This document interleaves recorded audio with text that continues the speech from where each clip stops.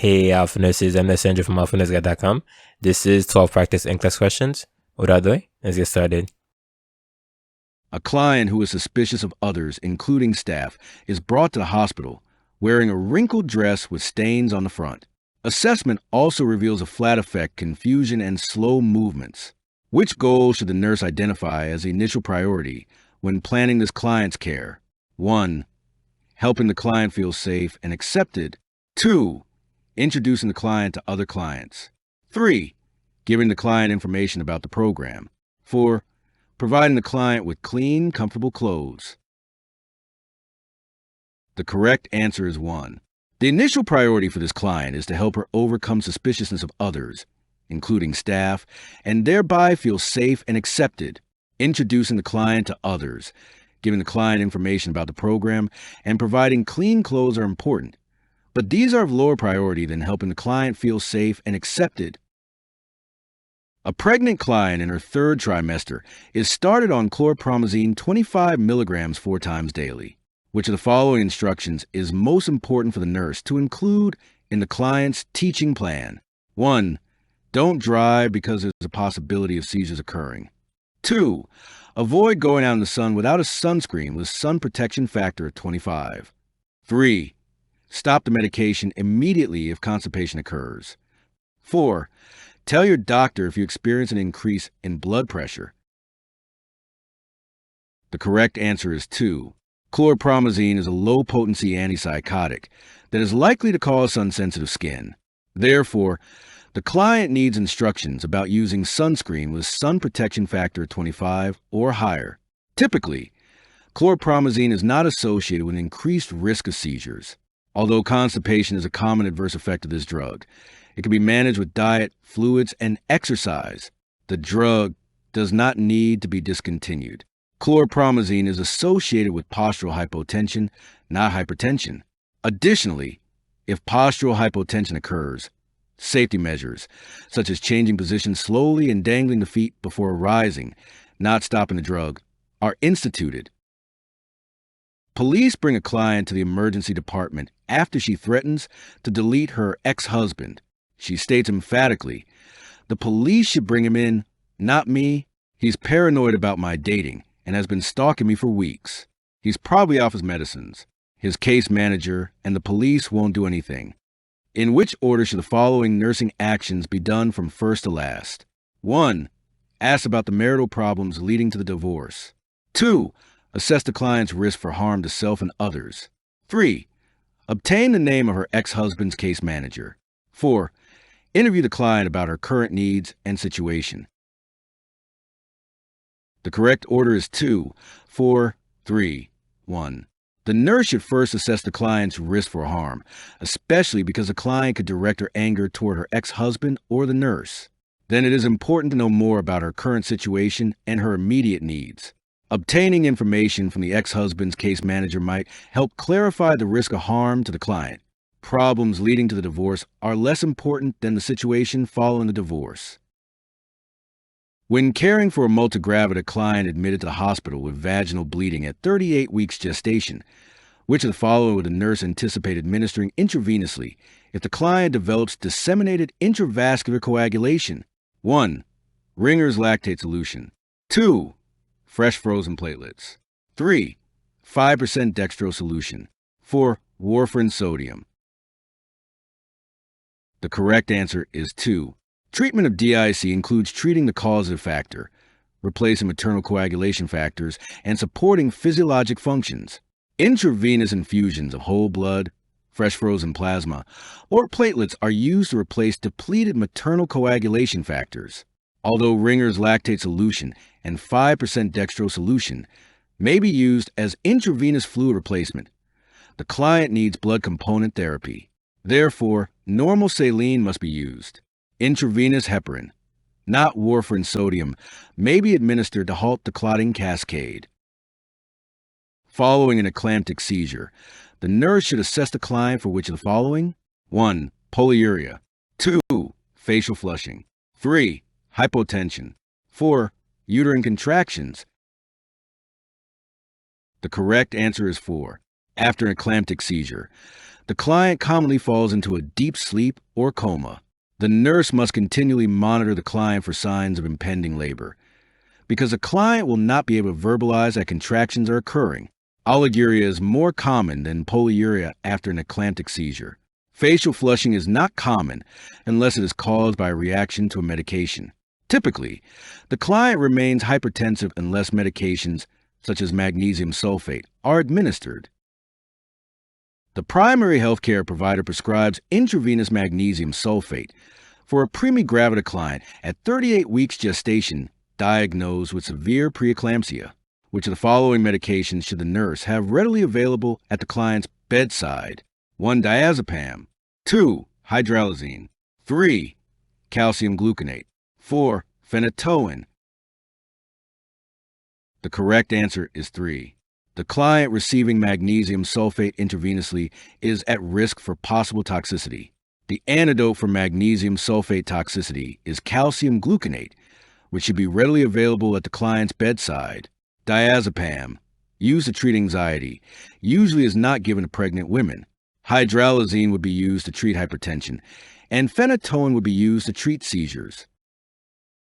A 32-year-old multigravida returns to the clinic for a routine prenatal visit at 36 weeks gestation. The assessments during this visit include BP 140 over 90, pulse 80, and +2 edema of the ankles and feet. What further information should the nurse obtain to determine if this client is becoming preeclamptic? 1. Headaches. 2. Blood glucose level. 3. Proteinuria. 4. Edema in lower extremities. The correct answer is 3. The two major defining characteristics of preeclampsia are blood pressure elevation of 140 over 90 or greater and proteinuria. Because the client's blood pressure meets the gestational hypertension criteria, the next nursing responsibility is to determine if she has protein in her urine. If she does not, then she may be having transient hypertension. The edema is within normal limits for someone at this gestational age, particularly because it is in the lower extremities. The preeclamptic client will have significant edema in the face and hands. Headaches are significant in pregnancy-induced hypertension, but may have other etiologies. The client's blood glucose level has no bearing on a preeclampsia diagnosis. A child diagnosed with tetralogy of Fallot becomes upset, crying and thrashing around when a blood specimen is obtained. The child's color becomes blue, and the respiratory rate increases to 44 breaths per minute. Which of the following actions should the nurse do first? 1. Obtain a prescription for sedation for the child. 2. Assess for an irregular heart rate and rhythm. 3. Explain to the child that it will only hurt for a short time. 4. Place the child in a kneaded chest position. The correct answer is 4. The child is experiencing a hypercyanotic or hypoxic episode. Therefore, the nurse should place the child in a kneaded chest position. Flexing the legs reduces venous flow of blood from the lower extremities and reduces the volume of blood being shunted to the interventricular septal defect and the overriding aorta in the child with tetralogy of Fallot. As a result, the blood then entering the systemic circulation has higher oxygen content and dyspnea is reduced. Flexing the legs also increases vascular resistance and pressure in the left ventricle. An infant often assumes a kneaded chest position in the crib, or the mother learns to put the infant over her shoulder while holding the child in a knee to chest position to relieve dyspnea. If this position is ineffective, then the child may need a sedative. Once the child is in the position, the nurse may assess for an irregular heart rate and rhythm. Explaining to the child that it will only hurt for a short time does nothing to alleviate the hypoxia. The nurse should include which of the following instructions when developing a teaching plan for a client who is receiving isoniazid and rifampin for treatment of tuberculosis? 1. Take the medication with antacids. 2. Double the dosage if a drug dose is missed. 3. Increase intake of dairy products. 4. Limit alcohol intake. The correct answer is 4. Isoniazid and rifampin is a hepatotoxic drug. The client should be warned to limit intake of alcohol during drug therapy. The drug should be taken on an empty stomach. If antacids are needed for gastrointestinal distress, They should be taken 1 hour before or 2 hours after the drug is administered. The client should not double the dose of the drug because of potential toxicity. The client taking the drug should avoid foods that are rich in tyramine, such as cheese and dairy products, or he may develop hypertension.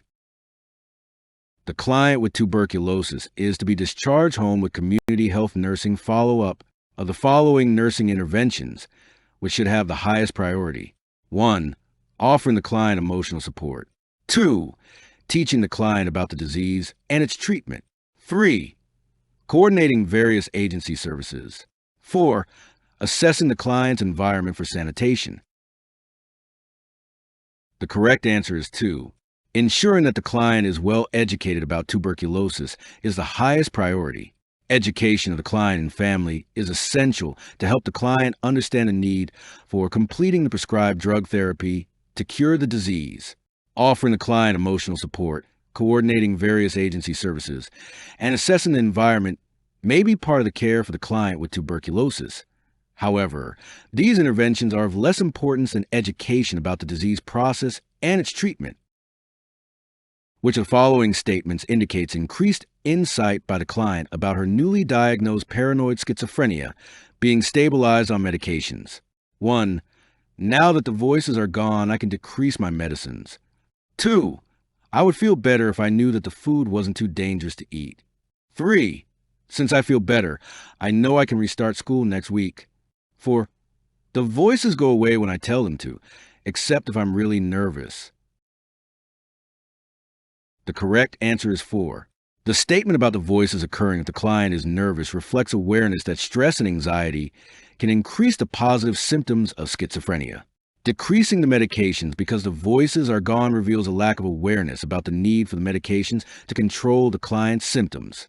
Stating that the food is dangerous to eat demonstrates a lack of insight into the client's delusions.